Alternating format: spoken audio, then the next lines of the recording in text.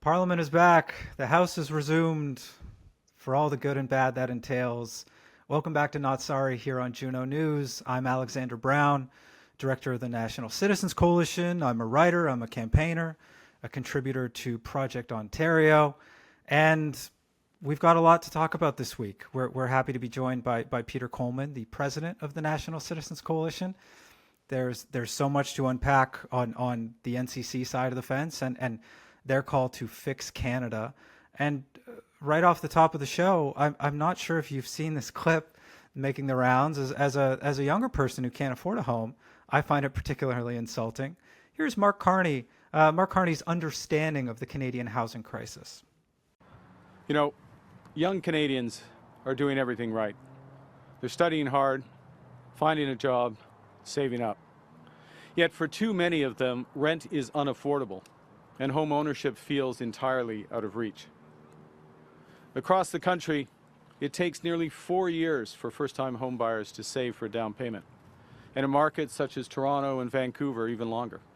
Just 4 years. I do not know when this study, I believe this was a government study, what type of professionals they were speaking with, if they were just maybe professional class, Ottawa, six-figure consultant types. To pull you back behind the curtain, I'm in my mid-30s. I've been building up that down payment for far more than 10 years. Try a decade. In the polling, a super majority of young Canadians feel that housing is unattainable and now only for the rich. And Carney's answer with this Build Canada Homes debacle is $13 billion of investment, read your tax dollars, to build the kind of Soviet-style garden shed that you never envisioned would be your only housing option. They're proudly claiming they're building 4,000 of these garden sheds and more forever rentals and touting that as some great success when we know that the more important housing fix would be getting out of the way, lowering building costs, cutting back red tape, policing and fixing immigration. We have 4.9 million temporary visas meant to expire. And Dr. Michael Bonner and I, who joined me last week on the show, went into this again on the Hub in further detail. This is a program riddled with abuse and exploitation and fraud and is on a much larger scale than previously acknowledged. That's your housing fix. It's letting people build homes. It's not, here's your shoebox, here's your dog crate condo. Oh, kids, it probably only takes you 4 years to save up for a down payment. It doesn't. Most young people aren't even attempting to save up for one anymore. That is not because they are spending their money on avocado toast. That is because it is a nightmare to them. It isn't even a dream. It's not a possibility.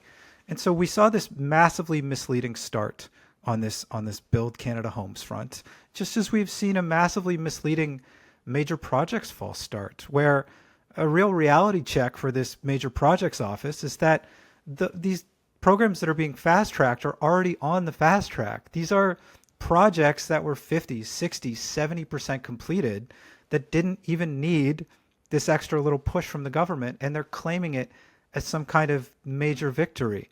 It is purely symbolic. It is cynical. It is frustrating. We're going back to projects being hampered by red tape, and we're not getting rid of anti-resource legislation, things that the government could do today to actually help build these energy projects. And so then it's no wonder then that organizations like the National Citizens Coalition, where I'm the director, are calling on an urgent Fix Canada. This is the campaign, this urgent call to fix Canada, to notice that there's been a lot of talk and a lot of lip service, but very little action on these key files, from building energy to immigration to whatever the heck Sean Fraser is doing on the crime and chaos portfolio, which is sadly that file is starting like his last two files where he was generationally inept. And so we're going to talk to Peter Coleman here, longtime president of the NCC. We're going to talk about the third-party, independent, small c push to hold government to account, to fix the cultural rot and get back to the Canada that we were before this last decade? Join us for the chat. National Citizens Coalition President Peter Coleman joins the show. Peter, thanks for being here. Oh, thanks for having me on. It's great to see you. Great to see you too. The House has resumed. Parliament is back. The same old frustrations linger for many voters, for National Citizens Coalition supporters. You are in the news along with the coalition with this call to fix Canada with the new campaign from the NCC. Great coverage this weekend in the Toronto Sun from Brian Pasafume. Tell me a little bit about the campaign and tell me, how you're feeling, about this start for the Carney Liberals. I think the thing, Alex, is the country deserves so much better than we had in the last 10 years under Trudeau. And we need to get there. Young and old are looking for the country to move forward in a positive way. To sell our resources to market and to stop the shenanigans of, there's no demand for liquefied natural gas, there's no demand for oil. It seems right now the rest of the world's passing us by and we're just the innocent bystander. We're behind in every file. And, as an organization, we like good policy. We like good politicians. I don't really personally care, nor does the organization, about who's in power. We want them to do a good job. And anybody that doesn't have blinders on knows we've been going down the wrong path for 10 years. And there's been stop signs, and the Liberal governments refuse to listen to them now. And now they're grudgingly being forced to do it, but their actions don't speak very well right now. And we want action, no more talk. Like if there was a gold medal for communications and talking, Carney would win it. If there's a gold medal for doing nothing, Carney would win that right now too. So we want him to succeed. The country needs the Prime Minister to lead and to do a good job. We need signs of that, and right now we're not seeing it. So that's where the genesis of Fix Canada campaign came from. I feel the same, and I am, of course, close to the campaign. I wrote the darn thing, and I worked with you to put some great ads together with terrific consultants, and to get that out to tens of thousands of NCC supporters, where the organization is reaching millions of people per month. But the talk has been, encouraging. It is nice to hear these words, but then, we're 6 months in. You also last week issued a failing grade, for the start to the Carney government, which was in media as well, where you sort of went down, whether it was jobs, elbows up, immigration, the economy, that we're still spinning our wheels. And the National Citizens Coalition is a small C conservative organization. It does not wear a blue suit. It does not work for the leader's office. It does not work for the party. It is a founding conservative nonprofit small C advocacy group started by my grandfather back in the 1960s during Trudeau the Senior and the early nightmares there that were only bound to get worse decades later. And so when you look around the political landscape and you're not afraid to perhaps criticize conservatives who wouldn't be doing a great job either, who comes to mind as a conservative right now that is really succeeding to you? And then who might come to mind as a conservative who better is expected of? Well, I know CBC and Andrew Coyne, those acolytes would say I'm crazy, but Danielle Smith comes to mind for me. Yeah. She cares about her people. She cares about her province. She cares about the country. She's doing what she can to move things forward. Alberta's been treated very poorly by the federal government for 10 years. We have the resources in Alberta to sell that are provincial jurisdiction to sell.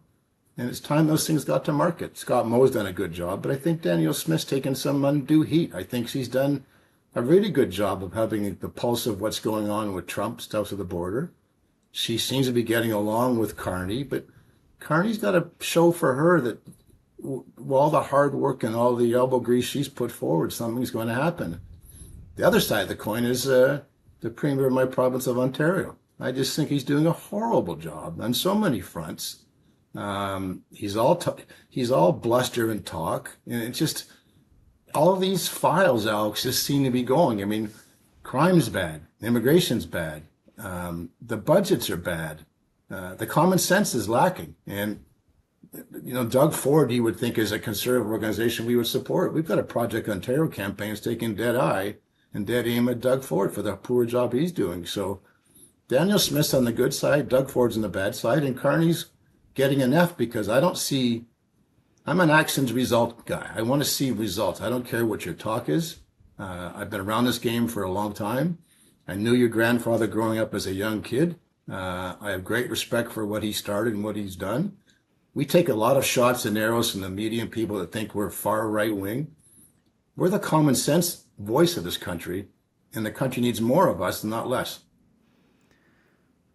Kind of you to say. I certainly agree on the common sense front. I think of that Ontario effort, for example, with the Project Ontario that we're collaborating on and with, and then the NCC's campaign, Ontarians for Responsible Government, and recently besmirched as some far-right radicals in this sort of flippant comment from the Premier of Ontario in front of press. And behind the scenes, we all know current politicians, past politicians, top campaigners, leading businessmen who are deeply frustrated by what has been going on at Queen's Park, by what is viewed as a continuation of the Wynne McGuinty years when it started off with so much more promise.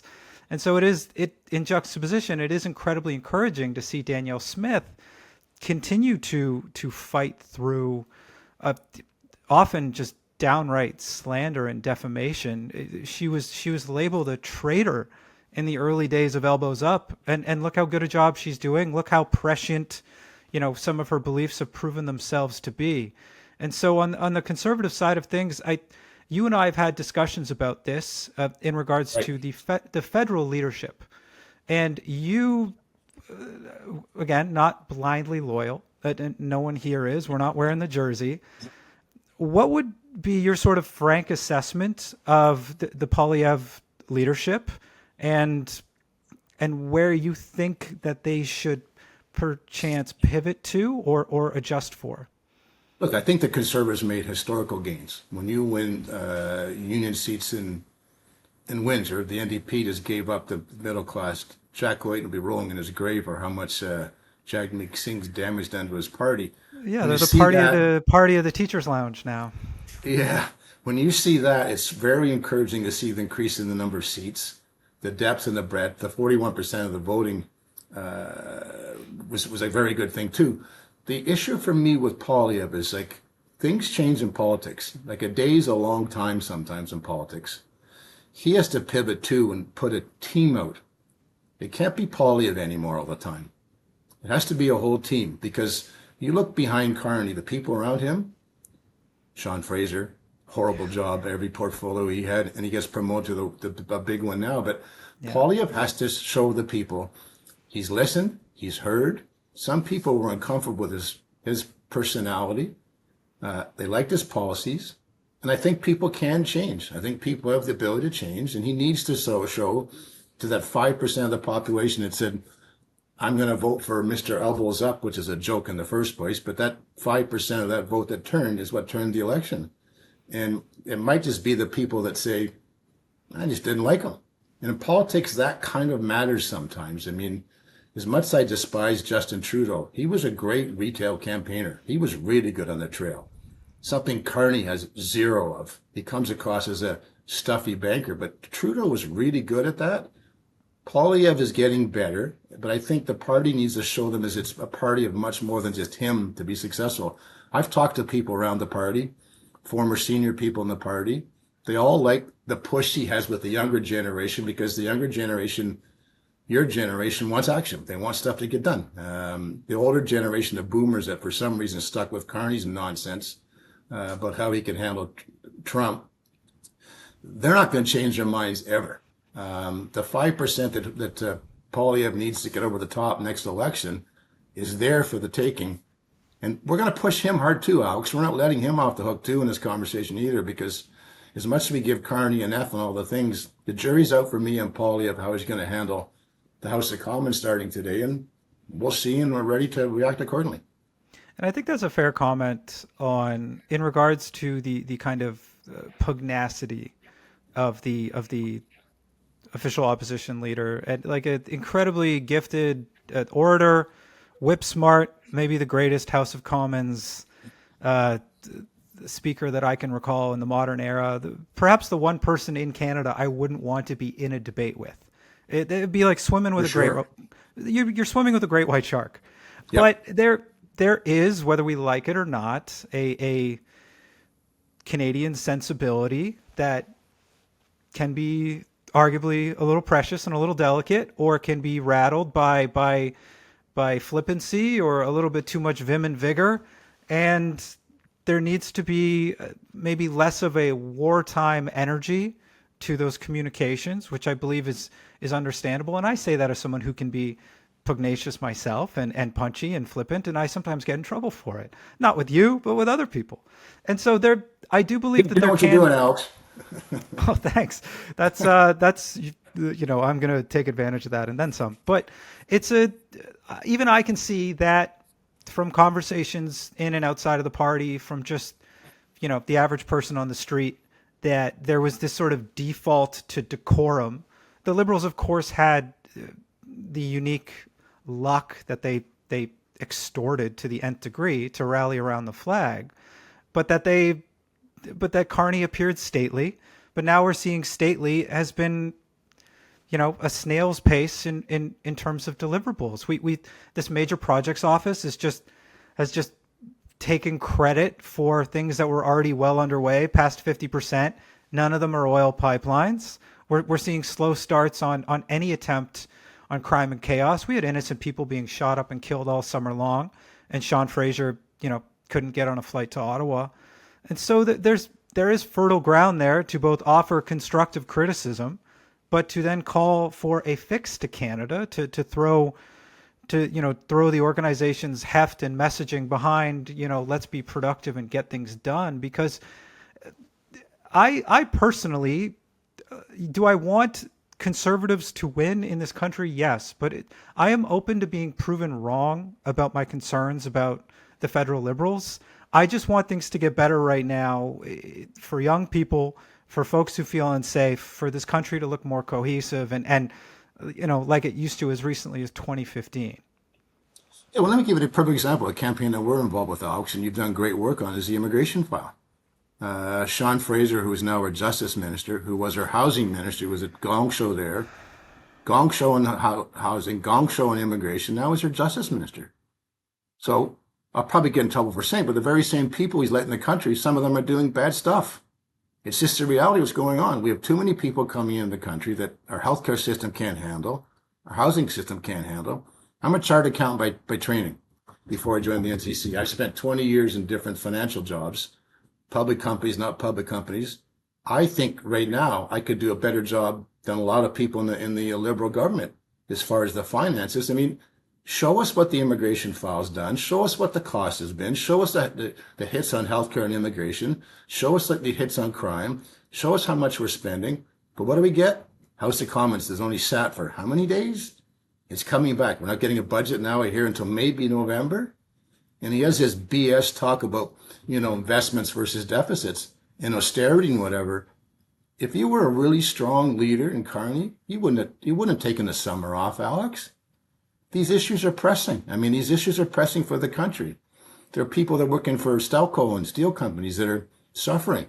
The canola farmers are suffering, and all the downstream people that benefit from that. And what have we done? It's a lot of talk. It's like, well, we can't rely on the U.S. anymore. Well, does anybody with a brain in their head think we're going to take our 70% of our business with the U.S. and move it to Europe at any time soon? Only the elbows up naive crowd that supported Carney will at all costs. Anybody with any intelligence knows, Alex, that's a mug's game. Trump won't be there forever.